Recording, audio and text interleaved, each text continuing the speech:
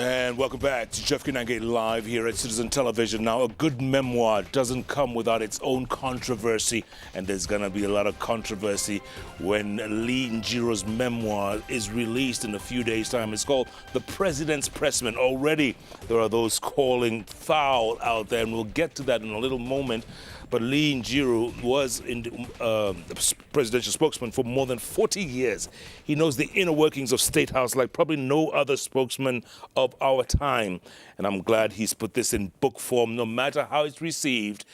Njiru, welcome to the bench. Thank you, Jeff. Karibu sana, bro. Thank you, thank you. So how long did it take you to write this book? And, you know, 2 years. It took you only 2 years? Yeah, only 2 years. Wow. Now, you had been working under President Moi for 40 years. Yes, 42 years. 42 years. Yes. And President Kenyatta? 1.5 years. 1.5. Yes. So most of your life, you lived literally in State House? Yes, in a State House and in a suitcase.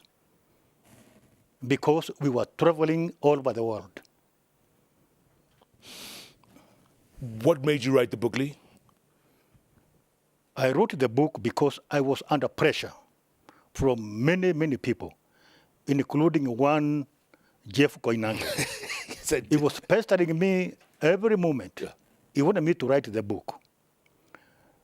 Charles Njonjo also was telling me every time we met, you have to write the book, because he told me working in the State House in such a job of very high stakes was very difficult.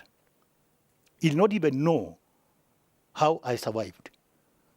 The late JKLIVE minister, he used to whisper to me that working in such a position is like a tongue, which is in between the teeth, a very, very precarious position. So he told me survival was difficult, and I had to tell the people the techniques, the strategy I used to survive. How did you survive, Lee? How did you survive 43 plus years? First of all, Moi told me a long time ago that if you want to survive in any position, you have to act like a fool in most cases. Because if people think you are very sharp, they'll bring you down very, very quickly. So sometimes I survived because I pretended to be foolish. And again, I knew that working in such a position, it attracts jealousy and envy, not only from people you do not know, even from your relatives.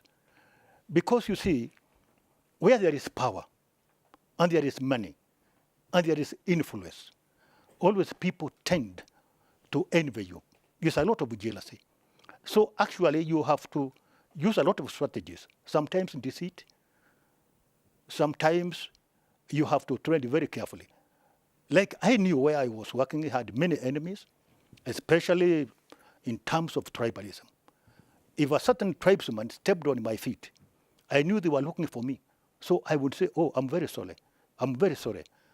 I'm the one who put my foot where it should not be. If they called me an idiot, say, oh, thank you very much. So you know, I am one. So you avoid the controversies. It's very, very difficult to survive in such a job. You have to be very smart. Yeah. Very, very smart.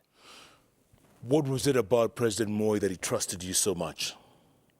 Yes, he trusted me because I was honest.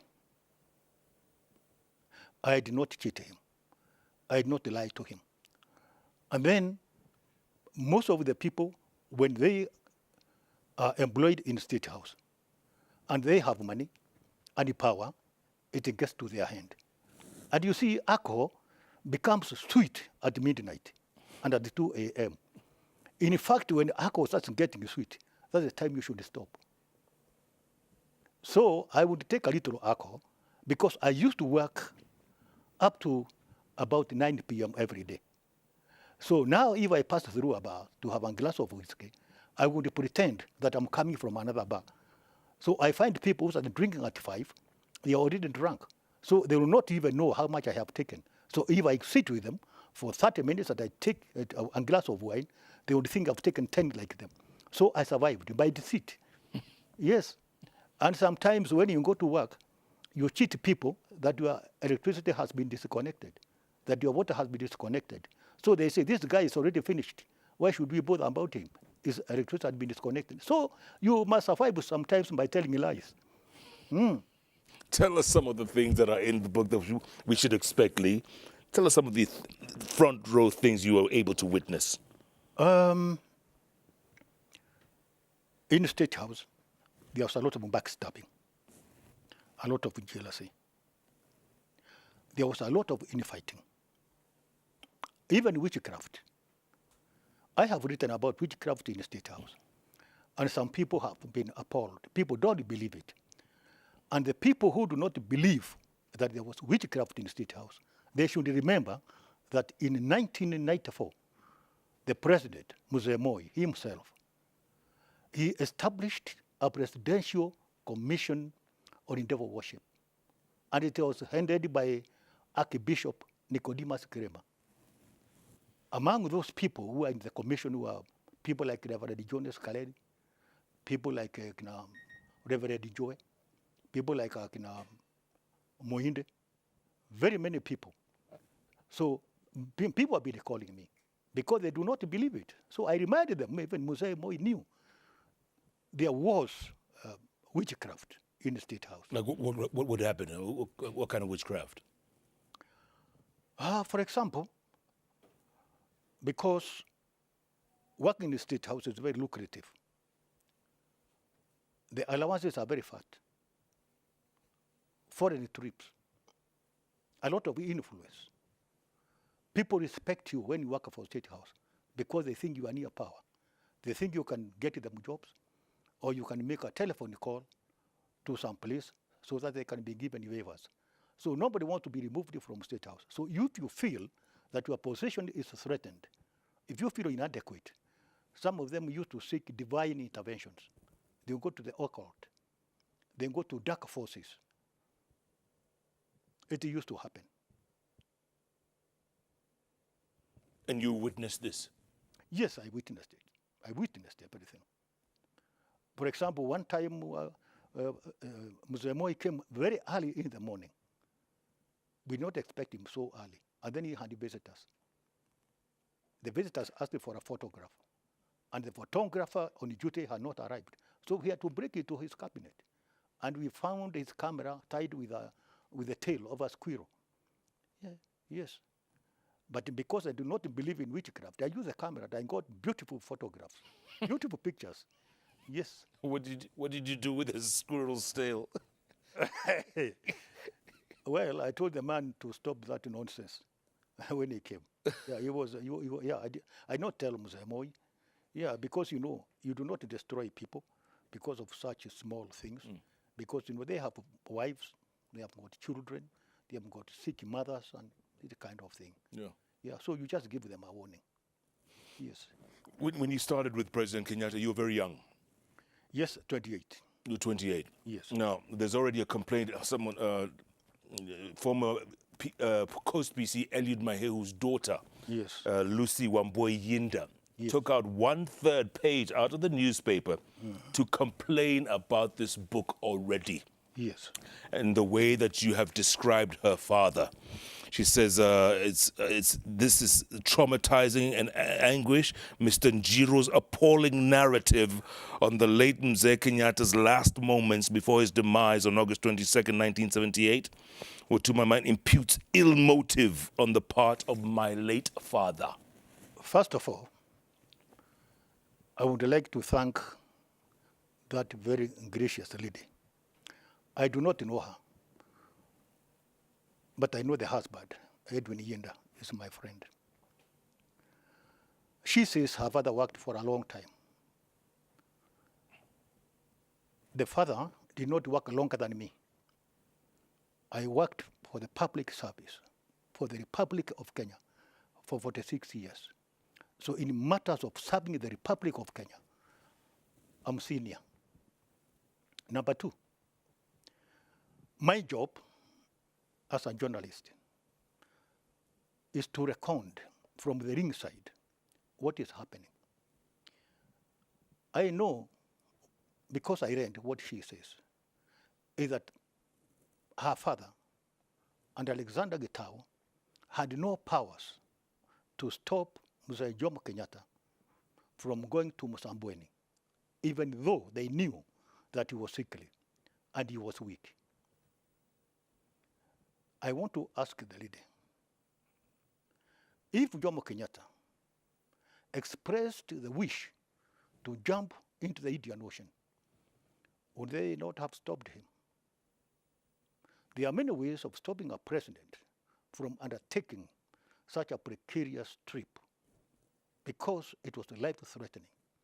They could have ganged up Mr. Mahehu, the comptroller of State House, Alexander Joroke Gitau,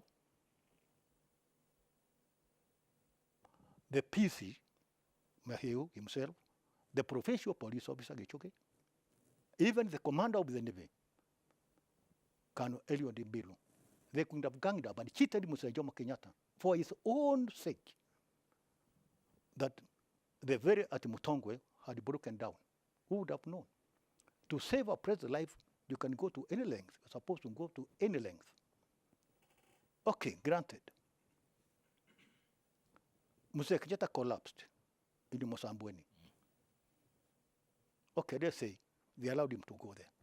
When he collapsed, why didn't they take him to hospital? Jeff, if I collapse here now. You do not take me to my home in Lavington and then put me in bed and tuck me in and leave me there. Pandia Memorial Hospital is just across from State House, Mombasa. Why did they not take him to hospital? Furthermore, Bio Koinange, his minister of state, his friend, his confidant, his brother-in-law, left him there sickly, took a flight, Kenya Airways, to Nairobi. What was more compelling on the part of Mahehu and Bio Koinange to leave him in such a state? They say they had no capacity to cancel the Msambweni trip. Then why, the same day, did they cancel the entertainment in the evening? The choirs, school choirs, the traditional dances, they were told, you are not performing today, you may go. They were disappointed.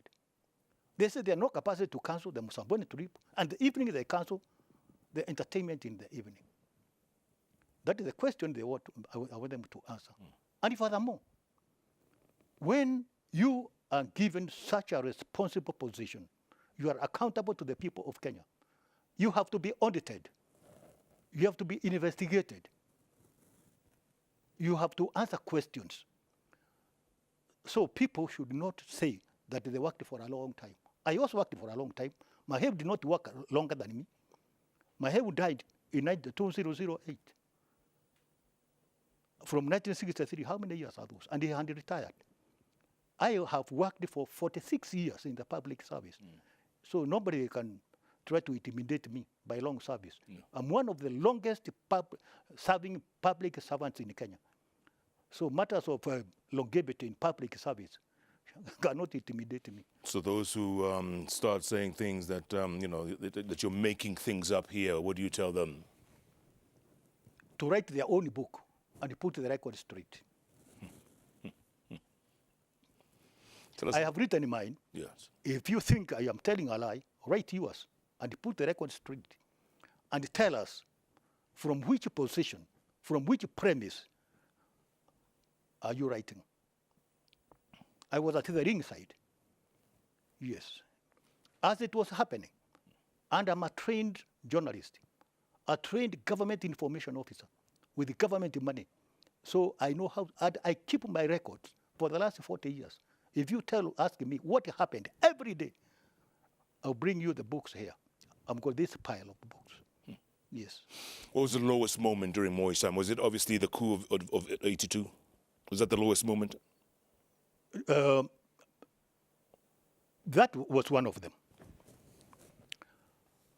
But something which made me traumatized is when we had an accident in Limuru. That was in 2006. We were coming from Scott Theological College. It was 29th of July in Machakos. Then we had an accident. When we came to Nairobi Hospital,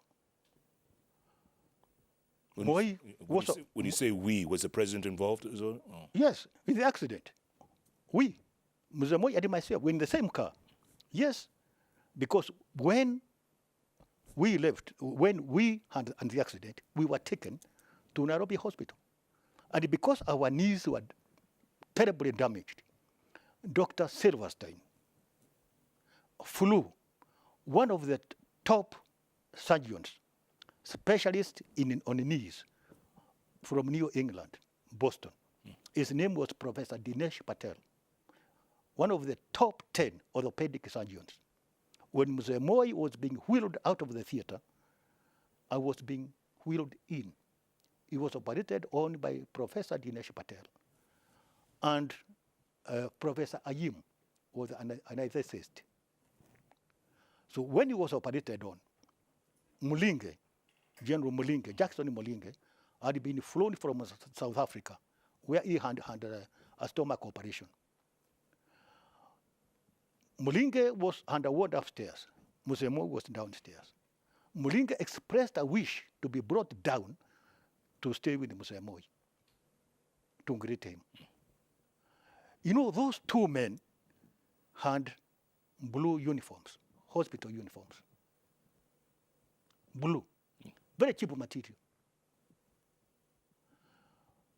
Mzee Moi had a drip. I looked at them, at these two people, they looked helpless. And imagine, a few years earlier, they were the two most powerful people in Kenya. They had left their expensive suits, tailored at Savile Row in London, Mayfair.